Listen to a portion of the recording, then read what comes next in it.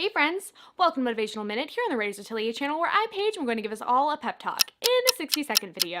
Sometimes it's really fun to zoom through your word count and just write really fast. But other times it's nice to take a breath, be very intentional, and calmly write through a scene.